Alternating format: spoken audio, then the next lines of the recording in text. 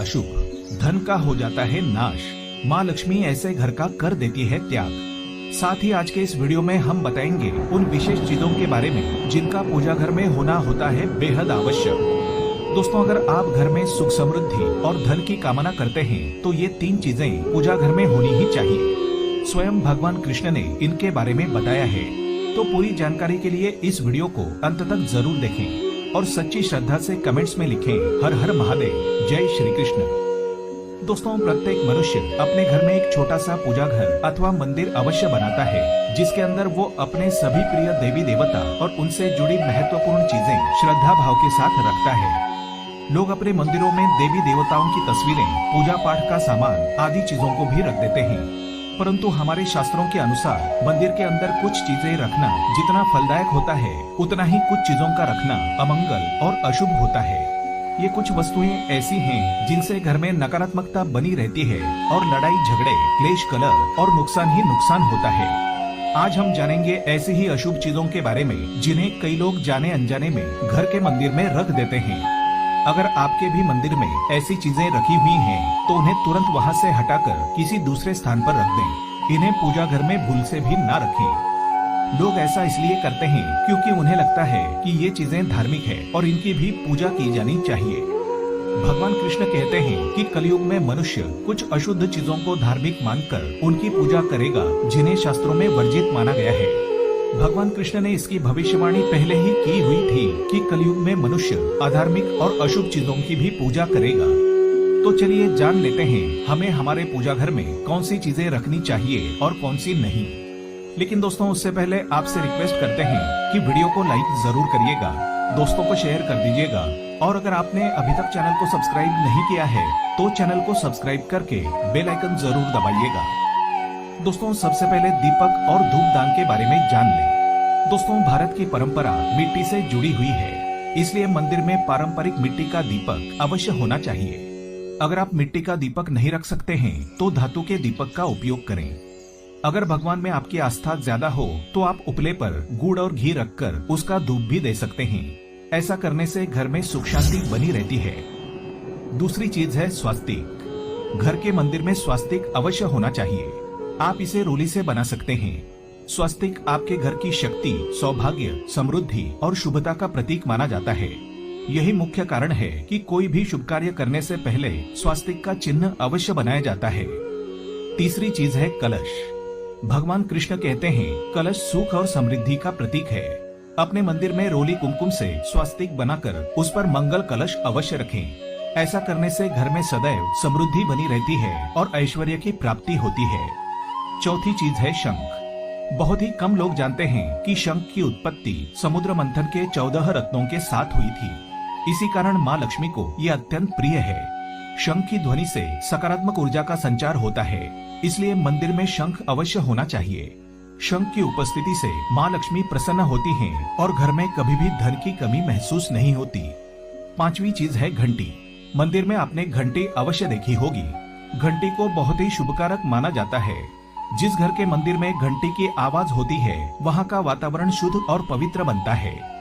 जिस घर में पूजा के दौरान घंटी बजाई जाती है, उस घर के आसपास की सभी नकारात्मक शक्तियाँ दूर हो जाती हैं और साथ ही सुख समृद्धि के द्वार खुलने लगते हैं। तो दोस्तों, ये वो चीजें हैं जिन्हें घर के मंदिर में जरूर रखना चाहिए। आइए अब जान लेते हैं कि घर के मंदिर में कौन सी चीजें कभी भी नहीं रखनी चाहिए। सबसे पहली बात, गणेश जी की विषम संख्या में मूर्तियाँ। दोस्तों, पूजा घर में कभी भी गणेश जी की मूर्तियाँ 1, 3, 5 ऐसी विषम संख्या में ना रखें। अपने मंदिर में गणेश जी की केवल 2 मूर्तियाँ रखें, इसे शुभ माना जाता है। अगर आप अपने मंगल की कामना करते हैं तो गणेश जी की मूर्ति मुख्य द्वार पर अंदर की तरफ मुंह करके लगा लें। कई लोग ये गलती करते हैं कि मुख्य द्वार पर गणेश जी की मूर्ति बाहर की ओर से मुख करके लगा देते हैं, जिससे उन्हें काफी नुकसान का सामना करना पड़ता है। आप चाहें तो मुख्य द्वार के दोनों ओर लगा दें या फिर मुख्य द्वार के अंदर की ओर लगाएं, लेकिन सिर्फ बाहर की ओर कभी भी नहीं लगानी चाहिए। दूसरी चीज, टूटे हुए चावल। अपने मंदिर में कभी भी टूटे हुए चावल बिल्कुल ना रखें। इसके साथ ही पुराने चढ़ाए हुए चावल अधिक समय तक ना रखें, ये नकारात्मक ऊर्जा फैलाते हैं। ये भी ध्यान रहे कि आप मंदिर में रखने वाले चावलों का इस्तेमाल हल्दी में भिगोकर ही करें, इससे अधिक शुभ परिणाम मिलेंगे। तीसरी चीज है पूर्वजों की तस्वीर। अगर आपके घर के मंदिर में आपने पूर्वजों की तस्वीर रखी हुई है तो उसे तुरंत वहां से हटा दें, क्योंकि वास्तुशास्त्र के अनुसार पूजा घर में मृत परिजनों की तस्वीरें रखना अशुभ माना जाता है। इससे अशुभ परिणाम प्राप्त होते हैं। मृतक परिजन पूजनीय और सम्माननीय हैं, किंतु उनका स्थान देवताओं के बराबर नहीं है। मृत परिजनों की तस्वीर घर के पूजा घर में रखने से पूजा घर का वातावरण भी नकारात्मक बन जाता है, जिसका अशुभ परिणाम हमें भुगतना पड़ता है। कई लोग साधु संतों की मूर्ति अथवा साधु संतों की तस्वीरें पूजा घर में रख देते हैं, लेकिन ऐसा करना अशुभ माना जाता है। अगर आप किसी साधु संत को मानते हैं तो उनकी तस्वीर दीवार पर लगा सकते हैं, लेकिन पूजा घर में भूल से भी ना रखें। अगला है भैरव जी और शनिदेव की मूर्ति। घर के मंदिर में भैरव जी, शनिदेव अथवा काली माता की मूर्तियां भी नहीं रखनी चाहिए।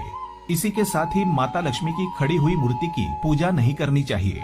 माता लक्ष्मी सदैव बैठी हुई मुद्रा में होनी चाहिए, तो इस प्रकार से पूजा घर में इन मूर्तियों को नहीं रखना चाहिए। आइए अब जानते हैं उन विशेष वस्तुओं के बारे में जो आपके पूजा घर में जरूर होनी चाहिए। इन चीजों के पूजा घर में होने से घर में होती है धन की वर्षा। माँ लक्ष्मी करती है ऐसे घर में स्थायी रूप से वास। दोस्तों, पहली चीज है गंगा जल। हमारे शास्त्रों में गंगा जल को अत्यंत पवित्र माना गया है, इसलिए पूजा घर में गंगा जल का होना अत्यंत आवश्यक है। गंगा नदी सभी पापों को नष्ट करने वाली तथा सभी व्याधियों का नाश करने वाली है। इसलिए अगर आपके पूजा घर में एक तांबे के छोटे से पात्र में आप गंगा जल भरकर रखते हैं तो इससे आपके पूजा घर की शुद्धता हमेशा बनी रहेगी और आपको आपकी पूजा का संपूर्ण फल प्राप्त होगा। दोस्तों, दूसरी चीज है कलश। शास्त्रों में कलश को पूर्णता का प्रतीक माना गया है। चाहे वो सत्यनारायण की पूजा हो, दीपावली हो, नवरात्रि का पर्व हो या फिर किसी भी प्रकार का उत्सव हो, मांगलिक कार्य हो, कलश की स्थापना किए बिना सब कुछ अधूरा माना गया है। पूजा में कलश का उपयोग देवताओं का आवाहन करने के लिए किया जाता है। ईश्वर के सामने तांबे के कलश में पानी भरकर रखना इतना शुभ होता है कि अगर हम अपनी रोज की पूजा करते समय भगवान के सामने तांबे के कलश में पानी भरकर रखें तो उसका चमत्कारी प्रभाव हमें अवश्य देखने को मिलता है। इसके लिए मुख्य रूप से तांबे के कलश का उपयोग करें। पूजा में अगर किसी सामग्री की कमी रह जाए तो परेशान ना हो या पूजा बीच में ना छोड़ें। ऐसे में भगवान को चावल और फूल चढ़ाएं और मन में ही उस चीज का ध्यान करें। प्लास्टिक की बोतल में या किसी भी अपवित्र धातु के बर्तन में गंगा जल कभी नहीं रखना चाहिए। अपवित्र धातु जैसे एल्यूमिनियम और लोहे से बने बर्तन, इनमें गंगा जल ना रखें। गंगा जल तांबे के बर्तन में रखना शुभ रहता है। केतकी का फूल शिवलिंग पर अर्पित नहीं करना चाहिए। किसी भी पूजा में मनोकामना की सफलता के लिए दक्षिणा अवश्य चढ़ानी चाहिए। माँ लक्ष्मी को विशेष रूप से कमल का फूल अर्पित किया जाना चाहिए और अगर आप ये शुक्रवार के दिन करते हैं तो इससे कई गुना लाभ मिलता है। इस फूल को 5 दिनों तक जल छिड़क कर पुनः चढ़ा सकते हैं। हमेशा इस बात का ध्यान रखें कि कभी भी दीपक से दीपक जलाना नहीं चाहिए। शास्त्रों के अनुसार जो व्यक्ति दीपक से दीपक जलाते हैं वो रोगी होते हैं। घर के मंदिर में सुबह और शाम दीपक अवश्य लगाएं। एक दीपक घी का और एक दीपक तेल का जलाना चाहिए। पूजा में दीपक सही जगह रखना चाहिए। घी का दीपक हमेशा दाईं तरफ और तेल का दीपक हमेशा बाईं तरफ रखें। जलपात्र, घंटा, धूपदानी ऐसी चीजें हमेशा बाईं तरफ रखनी चाहिए। कमेंट बॉक्स में हर हर महादेव लिखना बिल्कुल ना भूलें। उम्मीद करते हैं आपको जानकारी पसंद आई होगी।